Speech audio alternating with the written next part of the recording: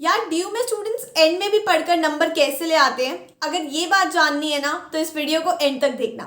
So hi everyone, welcome back to my channel. This is Aayushi and I have consistently scored 9+ CGPA each and every semester and therefore I have थोड़ी बहुत tips for you guys कि कैसे आप कुछ चीज़ों का ध्यान रखकर एक अच्छे खासे मार्क्स लेकर आ सकते हो ड्यू के एग्जाम्स में। एंड उसके लिए आपको ज़्यादा भी नहीं पढ़ना पड़ेगा। And not just for due students, ये जो मैं टिप्स और ट्रिक्स बताने वाली हूँ ये सारी हमारे स्कूल स्टूडेंट्स क्लास 8 से लेकर 12 तक के लिए भी बहुत ज़्यादा हेल्पफुल होने वाली है। सो यह छोटी सी वीडियो होने वाली है, फटाफट से स्टार्ट करते हैं।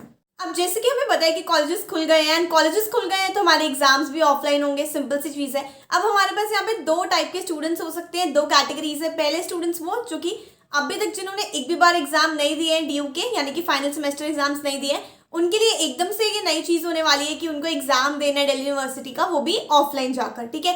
एंड दूसरे टाइप के स्टूडेंट्स हैं जो कि हमारे पुराने हो चुके हैं अब थोड़े से, उन्होंने बहुत सारे सेमेस्टर के एग्जाम्स दे दिए हैं लेकिन वो ऑनलाइन दिए हैं और अब वो एकदम से जाने वाले हैं ऑफलाइन एग्जाम्स की तरफ। दोनों ही केसेस में हमें कुछ स्टडी टिप्स की ज़रूरत ज़रूर पड़ने वाली है ऑफलाइन एग्जाम्स के केसेस में। ऑनलाइन पर मैं ऑलरेडी वीडियो बना चुकी हूँ कि कैसे आपको हैंडल करना होता है। तो अगर किसी के भी कॉलेज में OBE है तो आप इस वीडियो को जाकर देख सकते हो एंड आपको सारी टिप्स मिल जाएंगी OBE के रिगार्डिंग। अब आज जो मैं बात करने वाली हूँ वो ऑफलाइन एग्जाम के लिए, जिसके लिए हमें बहुत मेहनत करनी पड़ती है। अब यार यहाँ पर भी हमारे पास दो तरीके के बच्चे होंगे। पहले होंगे जो कि रोज़ पढ़ते हैं और दूसरे होंगे जो कि रोज़ नहीं पढ़ते हैं, सिंपल। अब जो रोज़ पढ़ते हैं मुझे लगता नहीं है कि उन्होंने इस वीडियो पे क्लिक किया होगा। और तो मैं सजेस्ट करूँगी कि अगर किसी को भी अपनी ही स्ट्रीम में करियर बनाना है, एकेडमिक्स में ही जाना है, तो उस केस में आपको रोज़ पढ़ना चाहिए एंड वो बहुत ज़्यादा बेनिफिशियल रहता है। लेकिन अगर आप रोज़ नहीं पढ़ते हो फिर भी आपको मार्क्स चाहिए, चाहे उसका कोई भी रीज़न हो सकता है। सपोज आपका अब्रॉड में कहीं कोई कॉलेज में एडमिशन चाहिए, आपको किसी एग्जाम के लिए एलिजिबिलिटी के लिए आपको बस उतने नंबर चाहिए, उन सब केसेस में आपके लिए ये वीडियो हेल्पफुल होने वाली है।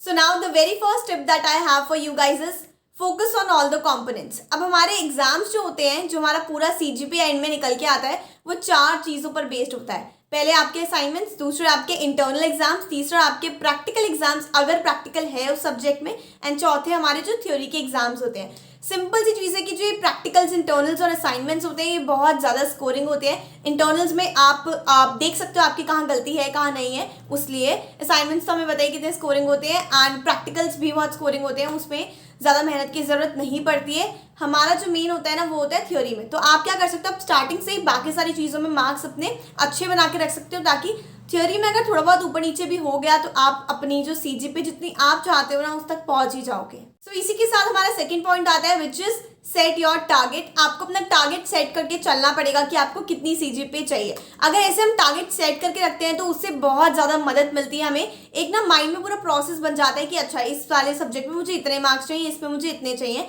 एंड उसी हिसाब से हम अपनी प्रिपरेशन कर रहे होते हैं। एक एग्जाम्पल के हेल्प समझाऊँ तो सपोज दैट कि मुझे चाहिए 9 CGPA, मुझे 9 से ज़्यादा चाहिए ही नहीं। अगर मुझे 9 चाहिए और मेरे 4 सब्जेक्ट्स हैं उस पर्टिकुलर सेमेस्टर में, तो उस केस में मैं क्या करूँगी, मैं ऐसे सोचूंगी कि कौन से सब्जेक्ट्स हैं जिसमें मैं अच्छा परफॉर्म कर सकती हूँ, जिसमें मेरा इंटरेस्ट है या जो भी है। मैं सोचूंगी इन दोनों में मैं 10-10 ले आती हूँ एंड बाकी दोनों में मैं 8-8 भी ले आती हूँ, तो उस हिसाब से मेरी 9 बन जाएगी ओवरऑल। तो मुझे हर सब्जेक्ट में इक्वल मेहनत करने की जरूरत नहीं पड़ेगी। जो सब्जेक्ट मेरे इंटरेस्ट के मैं उसमें ज़्यादा मेहनत करने वाली हूँ, एंड जो 10-10 वाले हैं ना उसमें कर लूँगी। जैसे कि एग्जाम्पल के हिसाब से बताऊँ तो GE एक सब्जेक्ट होता है जिसमें बहुत स्कोरिंग होता है एंड उसमें 10 तो आ ही जाता है आराम से। और बाकी जो प्रैक्टिकल वाले सब्जेक्ट्स होते हैं ये भी काफ़ी स्कोरिंग होते हैं, जिनके साथ प्रैक्टिकल्स भी होते हैं along with the theory exam. Now the third point that we have is you have to study as per the exam. आपको एग्जाम के हिसाब से पढ़ना है, एग्जाम के हिसाब से मतलब आपको क्वेश्चन पेपर के हिसाब से पढ़ना है। क्वेश्चन पेपर देखो एक बार जाके, प्रीवियस ईयर क्वेश्चन पेपर्स आपको कहीं से भी मिल जाते हैं, आपको लाइब्रेरी से मिल सकते हैं, ऑनलाइन भी मिल सकते हैं, नहीं तो आप एक बुक खरीद लो उससे मिल जाएंगे।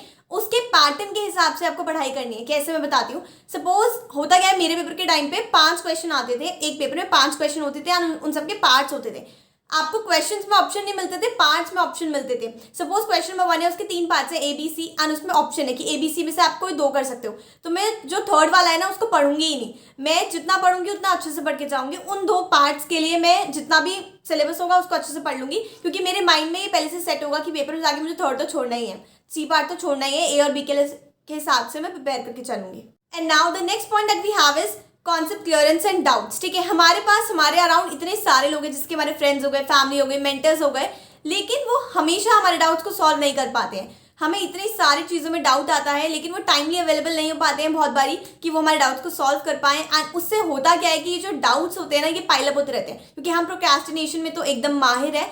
ये डाउट्स जो होते हैं ये पाइलअप होते होते इतने बढ़ जाते हैं कि उसके बाद हमारी परफॉर्मेंस जो होती है ना, उसको वो इफेक्ट कर देते हैं। एंड इसके लिए आप कुछ ऐसी ऐप्स या कुछ ऐसी वेबसाइट्स की हेल्प ले सकते हैं जिसके आपका शेयर हो गया। अब क्योंकि मेरी ऑडियंस में 10 से लेकर 12 तक के बच्चे भी हैं, तो इस केस में मैं इंट्रोड्यूस करना चाहूंगी एक बहुत ही अमेजिंग ऐप को, विच इज द फीलो ऐप। यहाँ पर आप अपने क्वेश्चंस को टाइप करके या फिर उनकी फोटो क्लिक करके अपलोड कर सकते हैं और उसके बाद फीलो आपको कनेक्ट कर देगा इंडिया के टॉप ट्यूटर्स के साथ एक लाइव कॉल पर विद इन 60 सेकेंड्स ओनली।